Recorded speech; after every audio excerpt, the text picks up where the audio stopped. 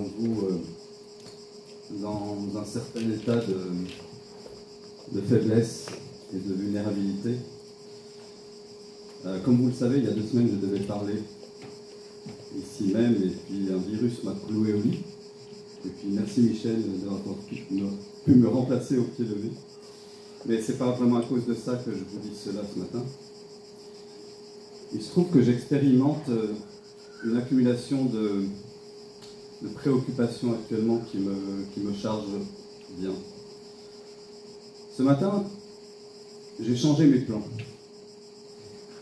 Je m'étais préparé pour vous parler de l'appel de Pierre par Jésus. Mais, comment dire, je me sens rattrapé par l'état de mon âme. Et j'aimerais qu'on ouvre ensemble la parole dans Matthieu 11, puis dans le psaume 131. C'est quand on se trouve dans la faiblesse, au moment où on réalise que malgré notre expérience de vie, malgré nos compétences, parfois on ne peut pas s'en sortir seul. Parfois on est accablé par les épreuves, atteint par la maladie, par toute forme de souffrance physique ou morale, ou tout simplement en face de charges trop lourdes à porter. Et c'est dans ces moments-là que la présence et les paroles de Jésus prennent une résonance particulière dans notre vie. Et c'est un peu dans cet état que je me sentais hier, en préparant à nouveau ce message, à tel point que je ne me sentais pas capable de vous dire autre chose que ce que je vais vous dire là ce matin. Alors j'aimerais à nouveau méditer avec vous une portion de Matthieu 11 où Jésus invite tous ceux qui l'écoutent, ses disciples, la foule, les chrétiens à travers les âges, et nous ici ce matin. Il nous invite à quoi, Jésus?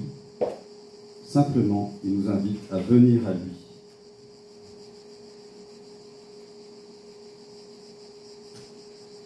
À venir à lui quand on est faible, quand on est chargé. Alors le message de ce matin, il ne sera pas très long. Il tiendra en 2 points. Premièrement, pourquoi venir à Jésus? Et deuxièmement, comment venir à Jésus, tout simplement. Mais j'aimerais qu'à l'issue de ce message, on puisse avoir maintenant quelque part de mise en pratique directe et avoir l'occasion simplement en assemblée, d'avoir un temps pour venir à Jésus dans la prière, que ce soit par des prières prononcées ou dans notre cœur, selon ce que vous désirez. Mais je vais d'abord prier pour remettre ce moment.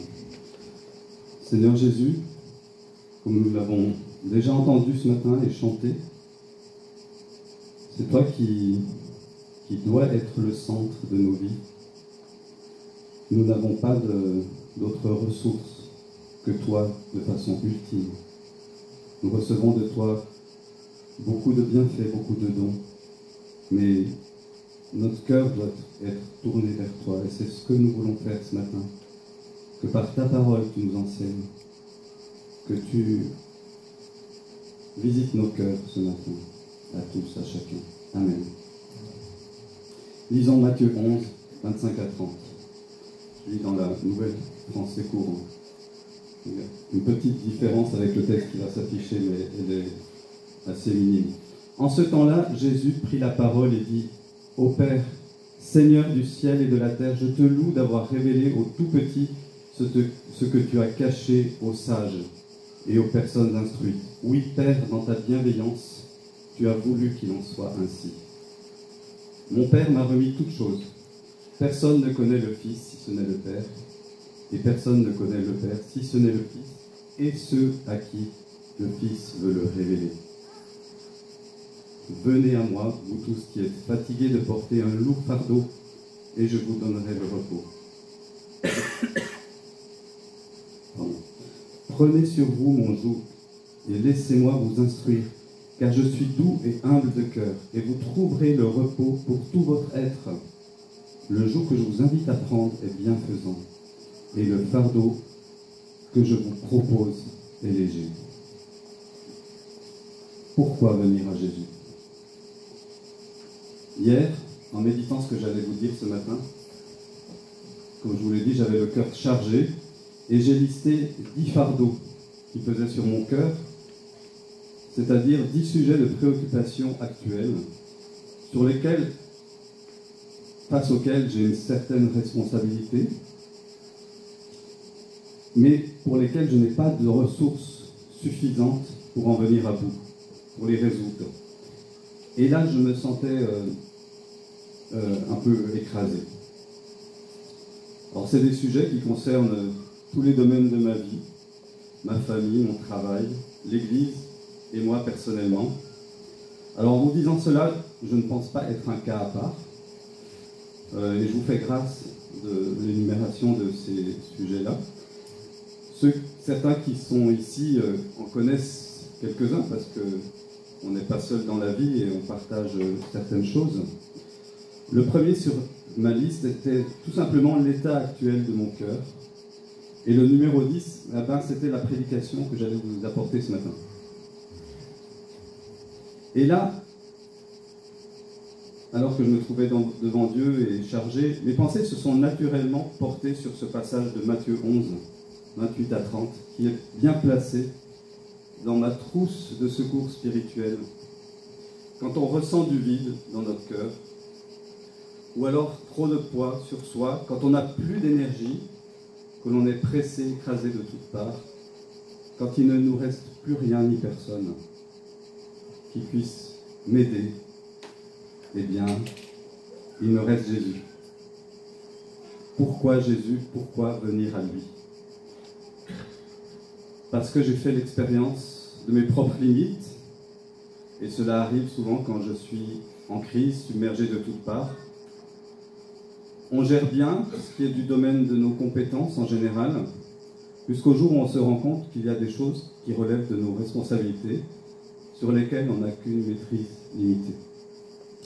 Même parfois, aucune maîtrise. Alors Jésus dit, venez à moi. Viens à moi. Jésus est non seulement le seul capable de faire face aux situations impossibles auxquelles nous pouvons faire face, mais ces situations impossibles, y répondre, c'est sa spécialité. Est-ce que vous l'avez expérimenté? Moi, plein de fois. Et pourtant, j'oublie très vite. Les évangiles nous démontrent son autorité, son pouvoir sans limite sur la maladie, sur la souffrance, sur la nature, sur les circonstances, sur le mal, sur le péché. Venez à moi. Parce que devant chacune de nos situations impossibles se dresse l'ombre d'une croix, de cette croix où il a réglé une fois pour toutes la question du mal et du péché. Devant nos problèmes insolubles qui nous mettent à terre, on peut contempler la lumière éblouissante d'un tombeau vide dans lequel la mort a été mise à mort pour toujours. Sa résurrection témoigne de la prochaine résurrection pour la vie éternelle de tous ceux qui croient en lui. Venez à moi. Parce qu'il nous invite tous à venir à lui librement. Et comme nous le rapporte l'apôtre Jean, en Jean 6, 37, il ne mettra jamais dehors celui qui vient à lui. Est-ce que vous connaissez une telle offre? Est-ce que vous connaissez une meilleure sécurité pour votre vie? Je n'en connais pas d'autre. Venez à moi. Comment venir à Jésus? Il y a quelque chose qui m'a frappé particulièrement alors que je méditais ce passage. Pour la première fois, le lien entre les versets 25 à 27, d'une part, et les versets 28 à 30, d'autre part. Car si l'offre s'adresse à tous de manière évidente, on est bien obligé de constater une chose. Ce n'est pas tout le monde qui répond à cette offre. Malgré l'invitation pressante de Jésus, venez à moi, vous tous qui êtes fatigués et chargés, c'est-à-dire vraiment tous. Qui peut dire qu'il n'est pas concerné par cette invitation? à aucun moment de sa vie? Je ne pense pas qu'il y ait quelqu'un dans cette salle qui puisse le dire. Et pourtant, certains ne viennent pas. Cela m'avertit d'abord sur l'état de mon propre cœur. Comme je l'ai dit, j'aime bien gérer, j'aime bien pouvoir montrer que j'excelle dans le domaine de mes compétences, que j'ai acquis de la maturité, que j'ai acquis de l'expérience. J'aime montrer que j'assure en toute chose et que je tiens debout dans la tempête. Et alors parfois je m'entête, et dans mon entêtement, il m'arrive finalement de venir à Jésus quand j'ai épuisé tous les autres cours, alors que ça devrait être la première chose à faire. Mais ici, l'avertissement le plus sérieux qui se trouve dans ces paroles de prière de Jésus à son Père, il y a un avertissement sous-jacent, d'autant plus sérieux pour ceux qui refusent de venir à Jésus pour être sauvés. Alors, Jésus est direct, et je vais l'être aussi ce matin. Si c'est le cas pour toi ce matin, si tu n'as encore jamais répondu à l'invitation de Jésus, viens à moi, alors viens à lui. Vraiment, ne laisse pas passer cette occasion. Certains ne viennent pas. Pourquoi? Il est dit juste avant, le royaume de Dieu est pour ceux qui ressemblent aux enfants, pour ceux qui viennent à Jésus simplement, tout simplement, les mains vides, le cœur ouvert. Ne manquons pas, nous manquons parfois de simplicité, n'est-ce pas, dans notre relation à Dieu.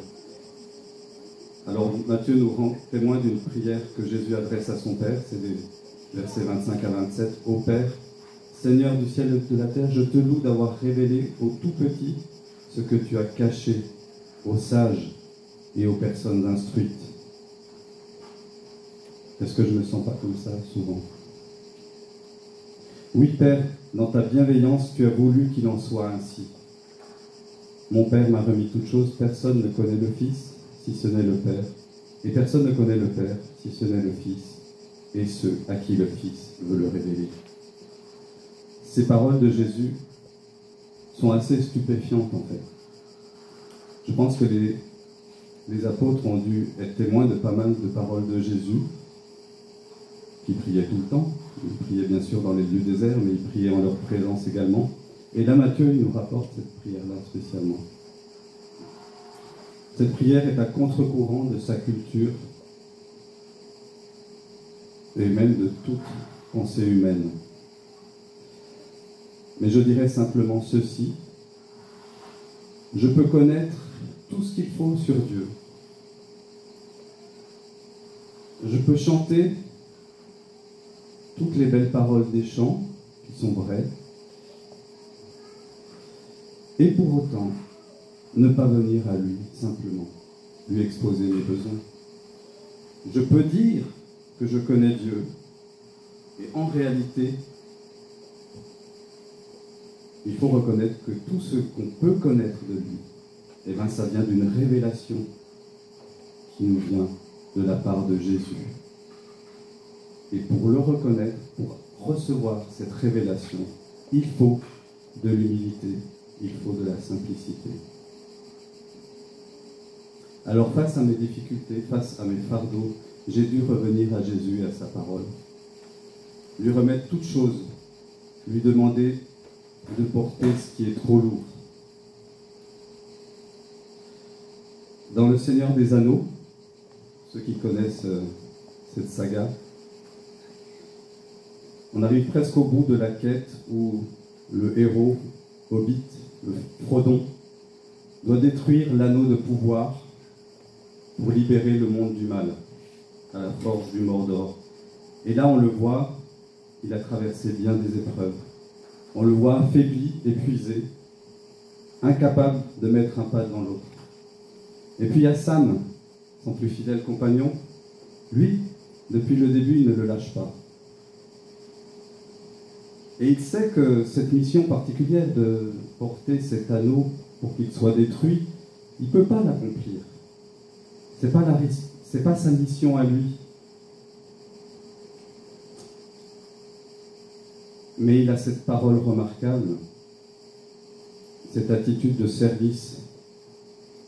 Et en voyant son ami à terre, épuisé, eh bien tout d'un coup, il l'attrape, il le met sur son dos et il dit « Monsieur, je ne peux pas le porter, l'anneau, mais je peux vous porter, vous. » Et ils continuent leur chemin ensemble, l'un sur le dos de l'autre.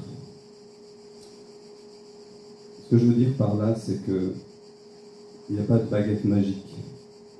Les épreuves, elles sont là. Les souffrances, elles sont là. Les difficultés, les crises, les problèmes relationnels, tout ça, ça ne va pas disparaître comme ça. On va les vivre. Mais est-ce qu'on va se laisser porter par Jésus? Les responsabilités, les circonstances restent, mais Jésus se tient à mes côtés pour les transformer selon son but et les porter avec moi. Et dans ce passage, à la fin, il est dit « Prenez mon joug sur vous. » Devant mes circonstances et mes préoccupations, mes charges, Jésus me dit « Prends mon joug. Je suis à tes côtés et certainement, je te porterai dans l'épreuve. » Voilà. Vous êtes toujours avec moi, j'espère. Il fait chaud, n'est-ce pas? Je vais conclure. Je vais conclure et puis on partagera ensuite ce temps de prière libre devant Dieu. Mais je vais conclure avec un psaume de David. David a composé bien des chants, vous savez, des psaumes. Et certains d'entre eux étaient récités ou chantés par les pèlerins juifs à travers les siècles qui se rendaient à Jérusalem pour les fêtes, ce qu'on appelle les psaumes démontés, toute une série de psaumes. Et là, je vais vous en lire un qui est très court. Et il m'a nourri dans ce temps de faiblesse. Mais remarquez avec quelle simplicité David se réfugie en Dieu. Et ça nous parle vraiment de la simplicité que Jésus attend de nous, qu'il nous demande. Le psaume 131. Chant pour ceux qui montent à Jérusalem de David. Seigneur, je ne suis pas orgueilleux. Mon regard ne manifeste pas d'ambition. Je ne recherche pas des choses trop grandes pour moi, ni trop extraordinaires. Au contraire, je reste calme et tranquille, comme un jeune enfant apaisé près de sa mère. Comme cet enfant, je suis apaisé. Israël compte sur le Seigneur dès maintenant et toujours.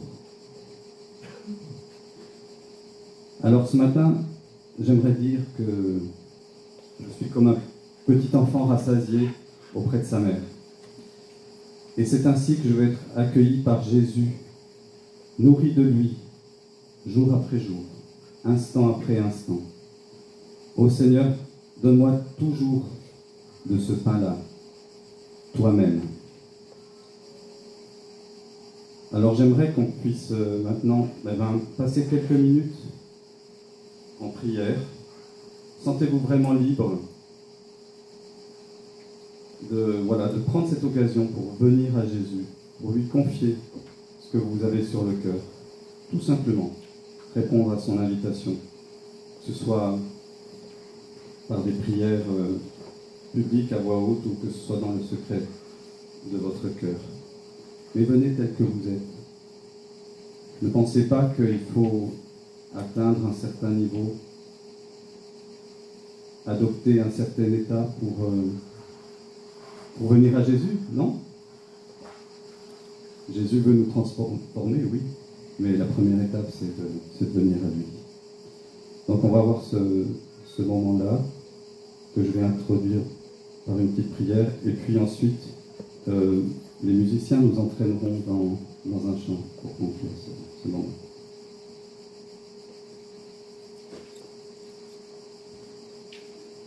Seigneur, je viens à toi pour que tu portes ce que je ne peux porter et pour porter uniquement ce que tu me confies. Amen.